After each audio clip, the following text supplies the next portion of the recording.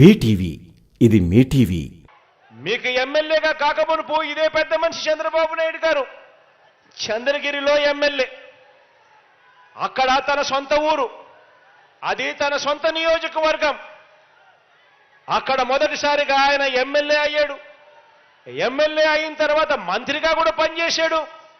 5 సంవత్సరాలు ఆయన మంత్రిగా కూడా పనిచేసిన తర్వాత మంత్రిగా ఉంటూ తాను పోటీ చేస్తే 1983లోనే చంద్రగిరిలో మంత్రిగా ఉంటూ పోటీ చేస్తే 1983లో అదే చంద్రగిరిలో ఏకంగా 17,000తో ఓడగొట్టారు అక్కడ ప్రజలు చంద్రబాబు నాయుడు గారిని.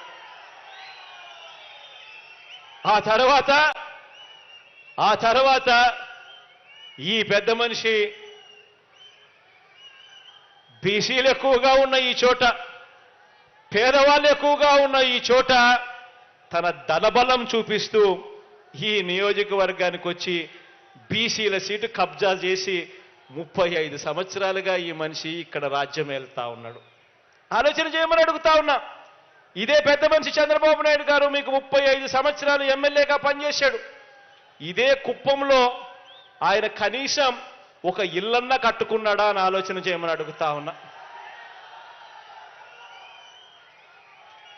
మీతో పని కావాలి ఆయన ఎమ్మెల్యేగా గెలవడం కోసం, కానీ ఇక్కడ ప్రజలకు మంచి చేయాలి, ఇక్కడ ఇదే కుప్పంలో ఉండాలి, ఇల్లు కట్టుకొని ఇక్కడ ప్రజలకు తోడుగా ఉండాలి అన్న ఆలోచన 35 సంవత్సరాలుగా ఎమ్మెల్యేగా ఉన్న ఈ చంద్రబాబుకు ఏ రోజు రాలేదు అనంటే ఈ మనిషి మీ మీద చూపిస్తా ఉన్న ప్రేమ ఎలాంటిదో అర్థం చేసుకోండి, ఆలోచన చేయండి అని మీ అందరితో కూడా కోరుతా ఉన్నా. ఈరోజు కుప్పం ప్రజలు చంద్రబాబు గారికి ఈ 35 సంవత్సరాలుగా చాలా ఇచ్చారు. కానీ కుప్పానికి బాబు ఏమి ఇచ్చాడు? ఈ నియోజకవర్గంలో ప్రతి ఒక్కరూ కూడా ఆయన్ను నిలదీయాల్సిన అవసరం ఉంది, ఆలోచన చేయాల్సిన అవసరం ఉంది.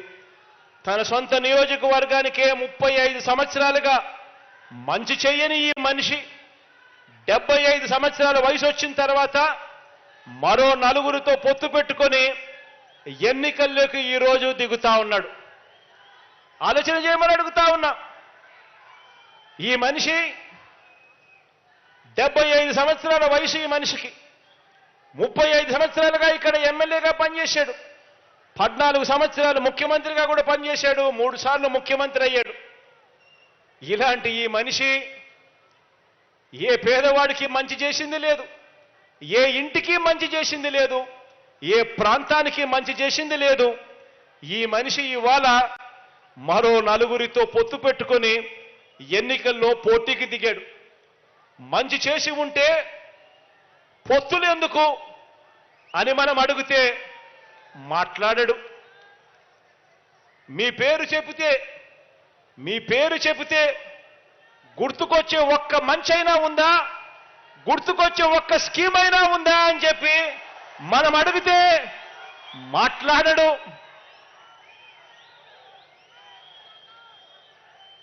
ఏ గ్రామం మధ్య అయినా నిలబడి ఈ గ్రామంలో నా మార్కు ఫలానా మంచి చేశాను అని చెప్పగలడా అంటే అది మాట్లాడడు.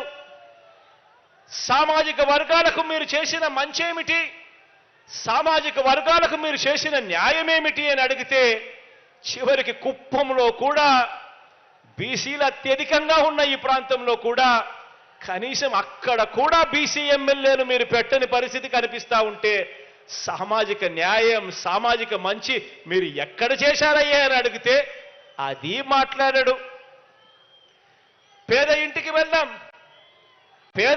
వెళ్దాం, తలుపు తట్టి ఆ ప్రతి పేద ఇంట్లోనూ అడుగుదాం.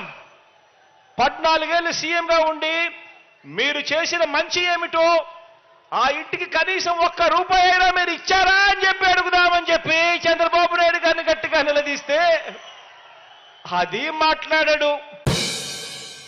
మీకు గనక ఈ వీడియో నచ్చినట్లయితే మన ఫ్రెండ్స్ అందరికీ షేర్ చేయండి. మీ బీటీవీని సబ్స్క్రైబ్ చేయండి ప్లీజ్. బీటీవీ ఇది మీ టీవీ.